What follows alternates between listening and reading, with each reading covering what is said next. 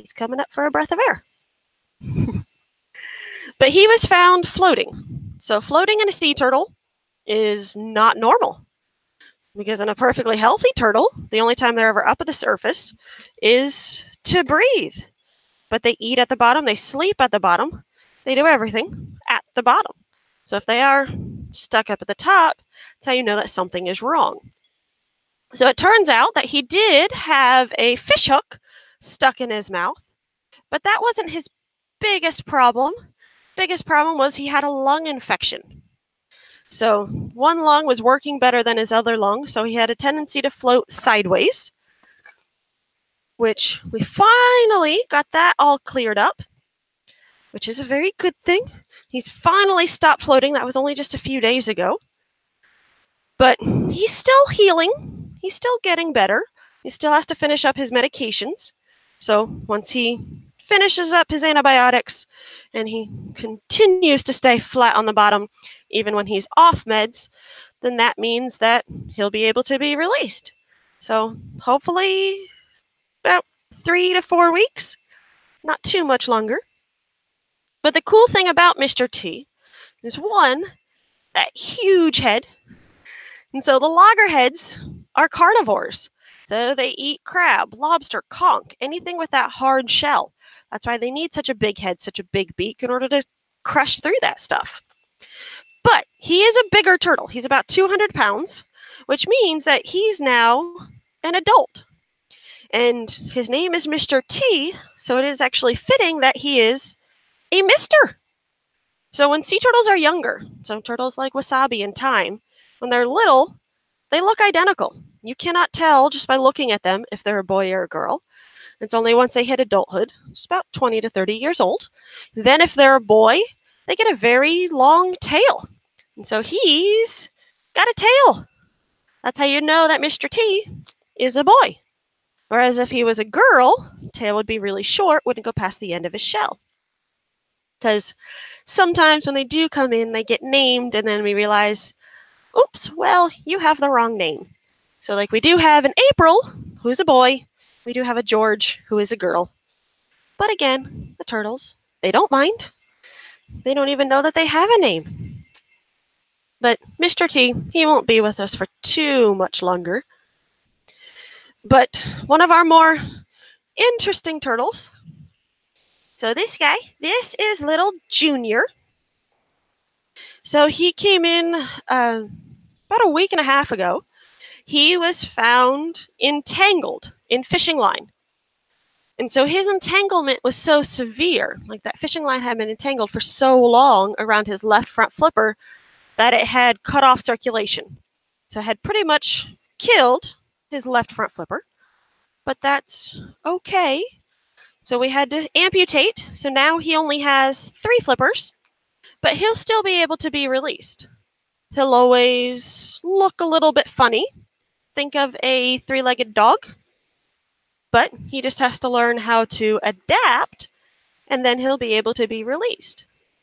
But it's only a week and a half post-surgery, so he's still all bandaged. That's what that white stuff is. And so it'll probably take at least a few months for that to heal. But then once it does, then he'll get to go home. He just has to learn how to use his other 3 flippers to adapt. Because they are pretty good at adapting. So like this little guy, this is our newest turtle. He just came into us Tuesday night. He was actually transferred to us from St. Thomas, so one of the islands down in the Caribbean, because he had kind of been found washed up on like a rocky beach there. And at first, they thought he might have been dead because he wasn't moving at all. He looked kind of in rough shape, but they kind of picked him up and they took a look at him. Turns out that he'd been attacked by a predator. Now, what sort of predator, we're not completely sure because we can't ask him. But he's got some scratch marks around his shell, and that right front flipper is kind of chewed up a little bit. That's why it's currently bandaged. But they didn't have anywhere to take care of him there because they don't have a turtle hospital on St. Thomas. And so they knew that he needed more care than they would be able to give him. So we got him to fly over to us so that way we can kind of finish up his care. We're still not sure what exactly we need to do because we're trying to see if we can do some different therapies and save that flipper. But there is the possibility that that flipper is too severely damaged and that there's not much we can do. But we're not sure yet. We're still just taking it day by day. It's only been here for just a couple days after all. But otherwise, he's a pretty healthy, active green. That's why he's moving around pretty much. But he does not like using that right front flipper. But his name is Khepri.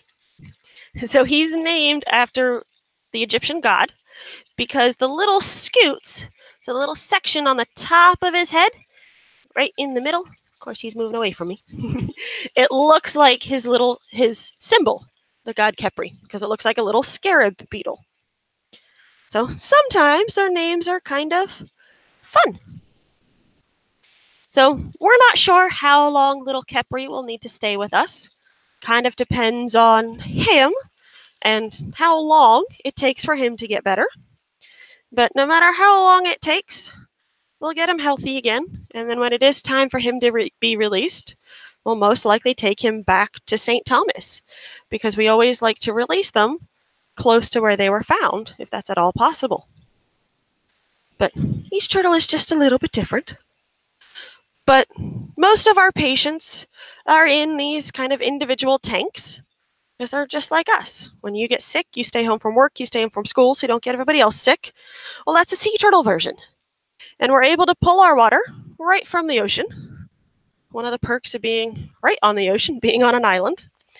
And so it's actually how we're able to get most of our turtles is from the boaters and the fishermen, so the people that are out there on the water. So they see a turtle that doesn't look normal, and they call us. We have an ambulance, and we'll go pick that turtle up. Or if that boat is close enough, they can come right here into our docks. So it makes it a little bit easier. But one of the other bigger problems that we have with these turtles, let's see, let me find little culvert, is that a lot of these turtles also have tumors. Here he is. So like this little guy, this is culvert. So I told you, we don't name them. That's why their names are sometimes odd. But little culvert has tumors. That's what those little growths are on his neck and his flippers. Sometimes it's even on their eyes. And so it's a virus. It's called fiber papilloma. We call it FP for short, but it causes these tumors to grow anywhere on the soft tissues, which then makes it very hard for these turtles to see or to swim. So they have to come in and we do surgery and we will remove all of those tumors. You just kind of have to take it slow and just do a little bit at a time. But the also interesting thing about this little guy is that he is missing a little chunk out of that right side of his shell because he was bit by something. So when sea turtles are first born, they're only about 2 to 3 inches long, which means they're easy prey for everything. So birds, fish, sharks, kind of you name it. Once they get a little bit bigger, then their predators go down. But it's not really until they're at least 150 pounds, almost 200 pounds, that they really become safe. But it all depends on how much that predator gets as to how it affects the turtle. So for little culvert, they took a little bite, so he's missing a little chunk, but that's completely healed. Because remember, that shell is bone, so it does heal. It'll just never fully regenerate. So never look perfect. He'll just always have that little notch taken out. He'll have a little scar. But scars are a part of growing up. Kind of happens to the best of us. So once he's tumor-free and he's completely healthy, then he'll get to be released. And so most of our turtles get to be released. Of course, it all depends on the turtle as to how long that takes. But then we also have our big pool here for the turtles that cannot be released. So the turtles that are now completely healthy, they just cannot survive anymore on their own in the wild. So they get to stay here. So they get this nice large pool to kind of hang out in. But most of them are non-releasable, like little Sequoia here, because they have what's known as bubble butt syndrome, which is what happens when, after they get hit by a boat, if that boat strike hits them in the right place, one, it'll kind of cause air bubbles to get trapped underneath their shell. It'll also cause nerve damage to their spinal cord, which causes paralysis. But it causes these turtles to float. So it's called bubble butt syndrome after the original bubble butt, who is in this pool somewhere. He likes to be a little bit shy. But it makes it so that way these turtles float. They permanently float. They cannot dive. And again, floating in the wild is not normal. So cannot release a floating sea turtle, so they have to stay here. But that's okay if they float here, because here we can feed them up at the top. We're not going to let them starve. But we also try to make them a little bit more comfortable. We attach lead weight to the outside of their shell. So that way here, when they want to, they can go down to the bottom and go to sleep. It's just that eventually the weights fall off, so then they're back to floating again. So all right, they can't be released. I thought I'd just jump in here and see if you might want to take some Q&A now. Yep, I was getting ready for that. Oh, I beat you to it. I'm too fast. All right. So if you guys want to go ahead, I've got your microphones all turned on and the volume's turned up nicely. All right. So Teresa, can you hear us? I can hear you. Okay, we are thrilled for this tour. Thank you so much. We're full of questions. I know we can only take a few. Mr. Artfield is going to take a couple people. Can I ask a quick question before a student comes up, Teresa? Yeah. Because you're saying you get turtles from St. Thomas and some of the Caribbean islands, and you're in Florida. If a turtle by Canada, like in the Atlantic Ocean, were to get injured, would they come to you too? Well, sea turtles prefer it where it's warm. So there's not too many sea turtles up in Canada for that reason. You guys tend to be a little bit colder than the turtles like. But they do kind of hang out up in like the North Atlantic, sometimes up near New England. But if they get injured, they might go to like the New England Aquarium. But there's not typically a specific turtle hospital for them.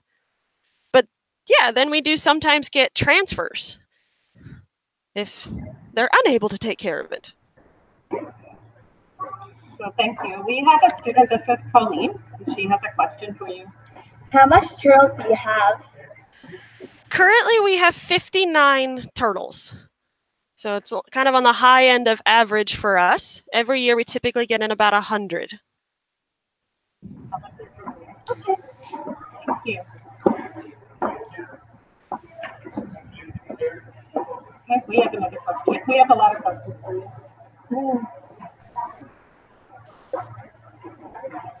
Hey. And this is another student, Alicia. Hi. Do you have any albino turtles? So albino turtles are very rare because if you stand out, like if you're stark white in a slightly darker ocean, you're going to get eaten first. So first of all, like the mutations that design albino are very rare. Plus, they tend to get eaten first, so we don't really see too many of them. We do have one adult Kemp's Ridley, who are known as the ghost turtles because they are naturally a much lighter color because they tend to live in like the Gulf of Mexico, the Caribbean, so places that have kind of a lighter bottom, muddy, sandy bottom, so they can blend in better with that lighter color. But she's a little shy. She does not always come up to say hi. Thank you. Thank you. And we have Mrs. Griffin, Teresa. Hello. What's your question? Oh, you want to say that last time? My question is, are there any turtles that are going to be released today? Well, we don't have anybody that's quite ready to be released. We've got a couple that we're trying to get ready. Like Mr. T, he'll be ready in about a few weeks, maybe a month. But not really anybody before that. Thank you. And Violet, do you have a question? And this is Violet. Do you only have turtles at the place? Yes, we only take care of sea turtles, actually. So not even all turtles, just sea turtles.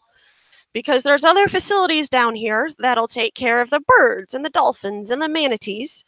So whereas in some areas, you'll have like SeaWorld, who will take care of everybody, down here, we each kind of take care of our own. Kind of what happens when you're surrounded by ocean. You get lots more sea turtles than you do land turtles. Teresa, we have a question from one of our teachers because when you introduced yourself, you said you're an educator. So she has the last question for you. This is Nadine. Hi, Teresa. Thank you so much for that great tour. I just wanted to know how you got your training and got involved with the Turtle Sanctuary in case any of our students would like to do that as a career. Okay, well, most of us here have a degree in something science related. So biology, marine biology, environmental science. And then, of course, it's a passion for turtles. Because if you don't like turtles, maybe working at the turtle hospital is not the right job for you. But at the same time, it's kind of hard not to love these guys because these guys tend to be adorable, especially when they're tiny. Because we do have just a couple little itty bitty guys. These little guys are just about 4 months old.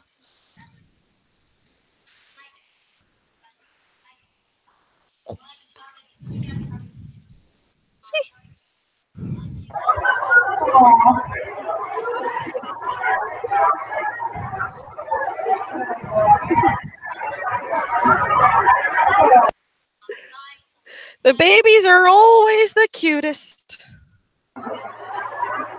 These guys, they're healthy. We're just keeping them till they get a little bit bigger. Because for right now, they're tiny. So at this point, if they were in the wild, everything would want to eat them. So we're going to keep them till they get just a little bit bigger. And then they'll get to be released. So Teresa and friends, you are helping us start our Respect Animals Week at General Career, our school. And we are going to be having cake sales and all sorts of things to raise money for animals and vegetarian challenges. So later I'll get your email and your address and your Twitter handle and all that, and we would like to send you a donation from us. Well, that is great. We also do an adoption program. So doesn't mean you get to take a turtle, but you get to help sponsor one of our non-releasable turtles. So one of the turtles like Bubble Butt. So you get a certificate with like your school name or your class name, then a thank you letter, and then you get regular letters from that turtle about how they're doing and what's going on here. That's very cool. Teresa, we can't thank you enough for taking your morning and another part of the world to talk to us during our morning. Can you hold on? We're just going to do a big round of applause and goodbye to you and all of your patients.